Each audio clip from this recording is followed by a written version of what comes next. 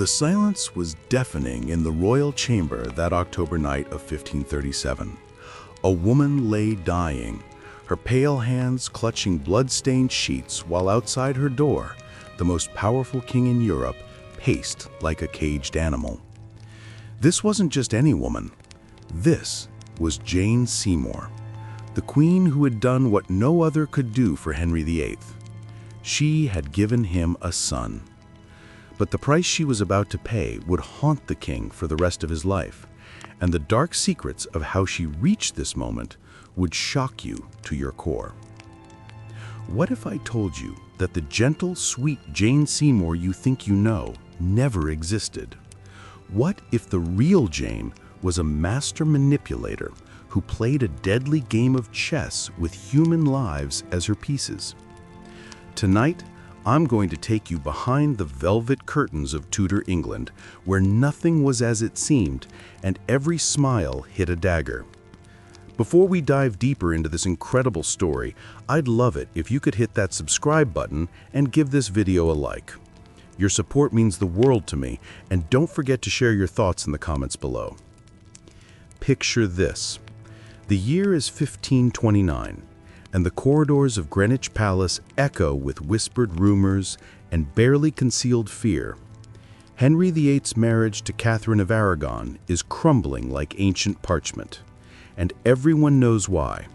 No son, no heir. In a world where a king's legitimacy hung by the thread of male succession, Catherine's failure to produce a healthy boy was more than personal tragedy. It was political suicide. Into this volatile atmosphere stepped a young woman whose very presence would change the course of English history. Jane Seymour wasn't born to be queen. Her family, while respectable enough to trace their lineage back to Edward III, weren't among England's most powerful nobles. She was just another face in the crowd of ladies-in-waiting, serving Queen Catherine with the same dutiful silence that would later become her trademark. But here's where the story gets interesting. While historians paint Jane as this innocent, gentle creature who stumbled into queenship, the truth is far more complex. Jane Seymour was a survivor, and survivors in Henry's court didn't last long by being genuinely innocent. They lasted by being smart enough to appear innocent while playing the game better than anyone else. When Anne Boleyn burst onto the scene like a dark comet, promising Henry everything Catherine couldn't give him, Jane didn't disappear. She adapted. When Catherine was cast aside like yesterday's fashions, Jane smoothly transitioned to serving the new queen. Think about that for a moment. This wasn't just flexibility. This was calculated survival in a world where backing the wrong horse could cost you your head. Anne Boleyn was everything Jane appeared not to be. Where Anne was dark, mysterious, and dangerously intelligent, Jane presented herself as fair, calm, and refreshingly simple. Courtiers called her the gentlest woman they ever knew. They nicknamed her Pacific, the peacemaker. But don't let these sweet descriptions fool you. In Henry's court, being genuinely gentle was a luxury no one could afford. Jane watched and learned as Anne's star rose and blazed across the English sky. She saw how Anne had refused to be merely Henry's mistress, how she had held out for marriage and won. She filed away every detail, every strategy, every mistake.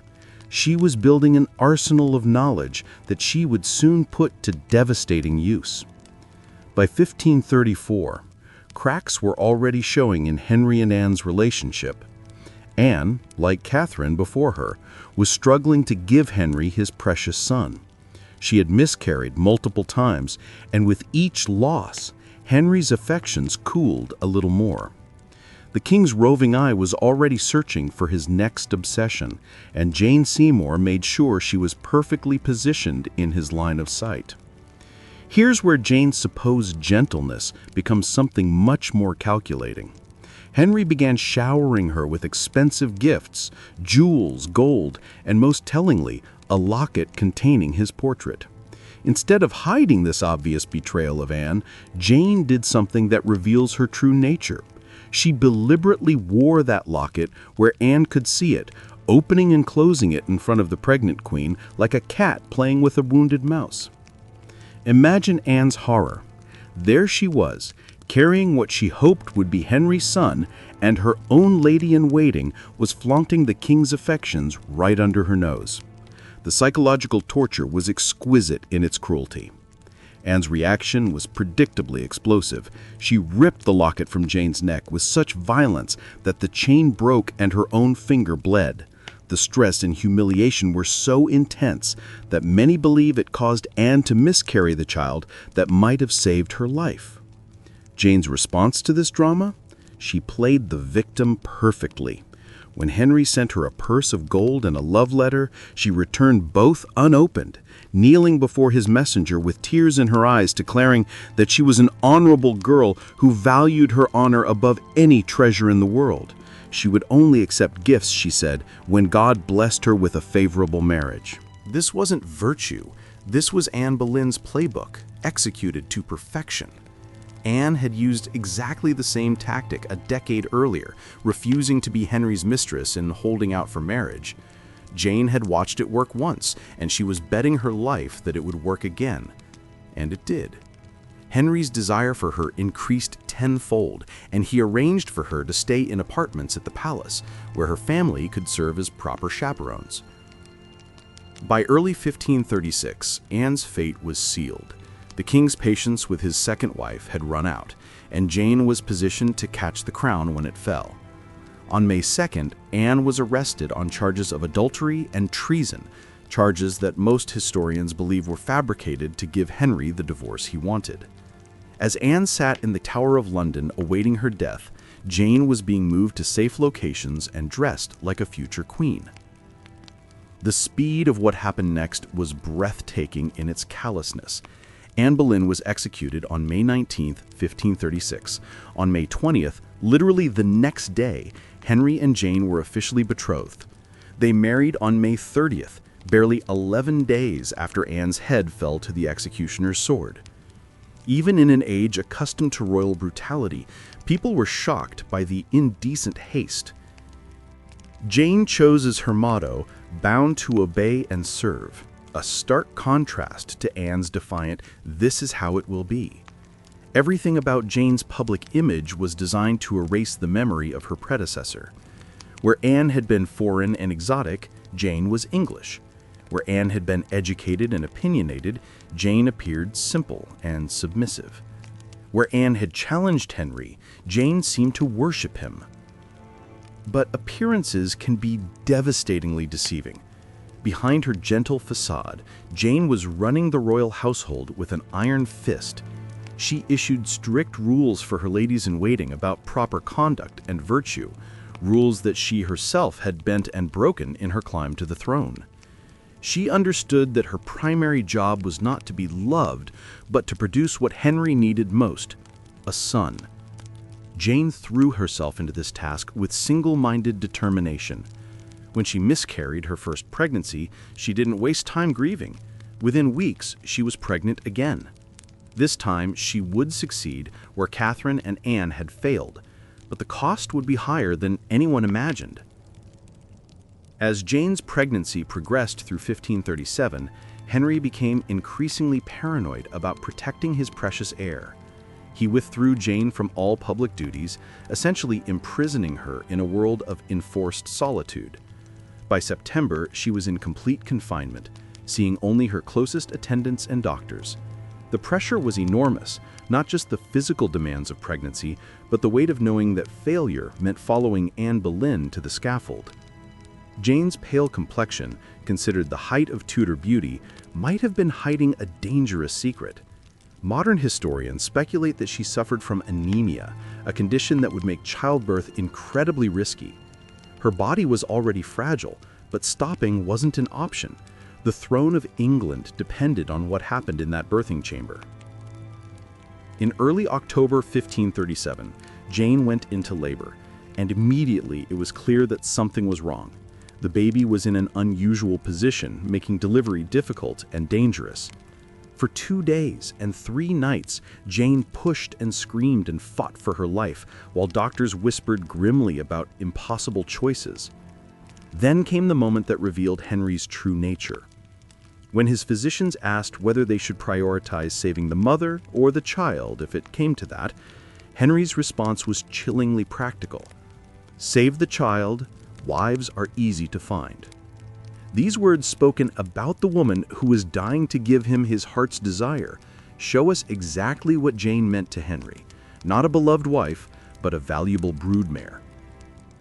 At 2 in the morning on October 12, 1537, after hours of agony that nearly killed her, Jane Seymour finally delivered. The baby was healthy, male, and perfect. Henry had his son at last. They named him Edward, and for a brief, shining moment, it seemed like Jane had won the ultimate prize. She had given Henry what no other woman could, and surely now she was safe.